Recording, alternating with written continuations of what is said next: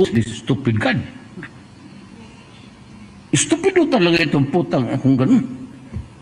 You created something perfect, and then you think of an event that would tempt and destroy the quality of your work. This stupid God.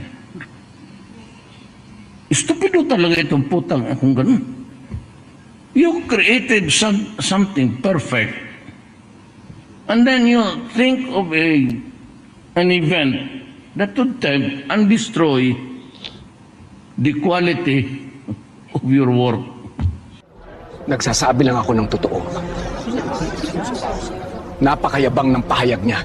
Masakit man, pero kailangan natin harapin. Hindi dito katanggap-tanggap, pero totoo Masakit man, pero kailangan natin harapin. Hindi dito katanggap-tanggap, pero totoo ang O mga mangmang at hangal na tao, ganyan ba susuklian ang kabutihan sa inyo ng Panginoong Diyos na inyong Ama at sa inyo'y lumikha?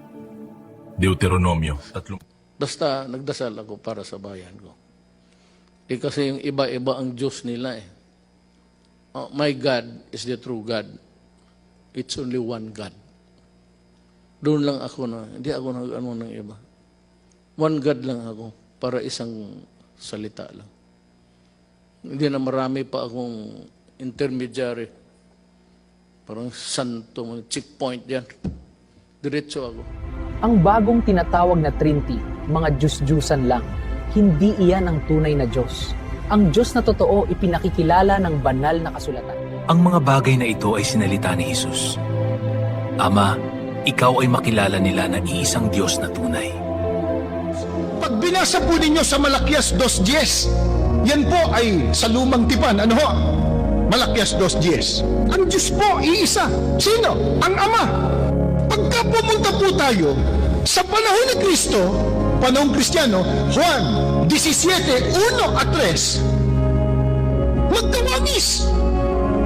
Ang tunay ni Kristo, ang Ama lamang, ang tunay na Diyos. Pagdating ng panahon ng mga apostol, unang Korinto 8:6, pag binuklat mo, ibang talata din, ibang panahon din, sabi ni Apostol Pablo, sa ganang atin, may isang Diyos lamang, ang Ama. Isipin po ninyo, magkakaiba ng panahon, magkakaiba ng dako, pero iisa po ang turo. Isa lang ang Diyos, ang Ama. Eh bakit?